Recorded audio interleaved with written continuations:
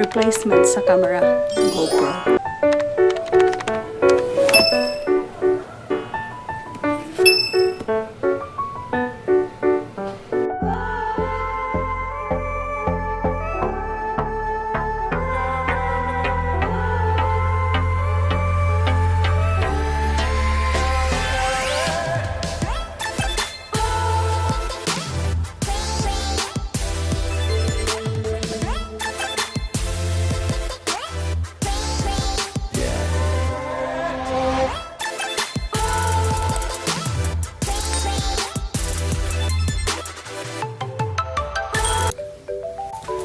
So hello to the Fyotyals and welcome back to my channel.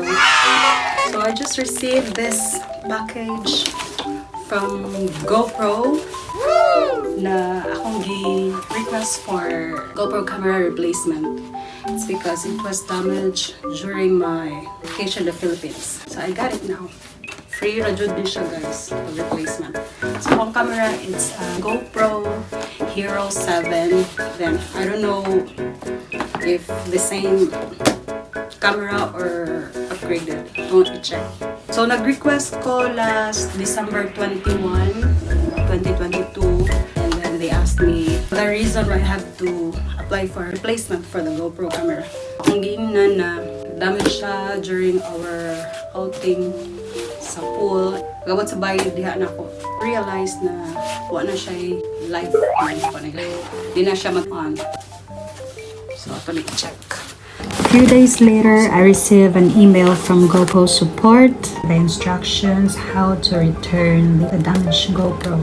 Attached with this, 3 documents that I need to print. The prepaid shipping label would be attached to the package when returning the damaged item. Second is the commercial invoice if applicable. Third is the RMA form which lists the items you would like to return. Upon receiving this email, I had given 14 days to return the damaged item. So it's a Hero 9 black warranty replacement. So this one guys. So na siya battery. And so what's inside? So ang content ka.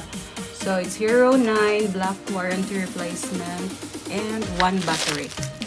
Ang camera before kay GoPro Hero 7. So 3 years na ko siyang gamit. Then unexpectedly it was damaged.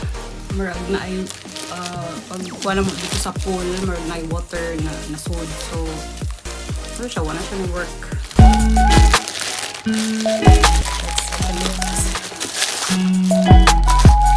Wala siya casing guys.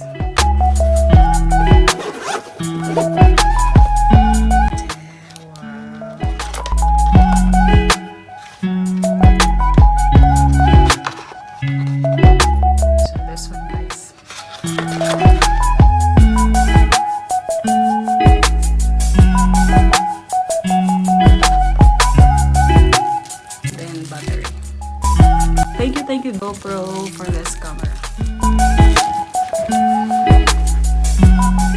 Please check the description for the steps how to request for damaged camera replacement in GoPro.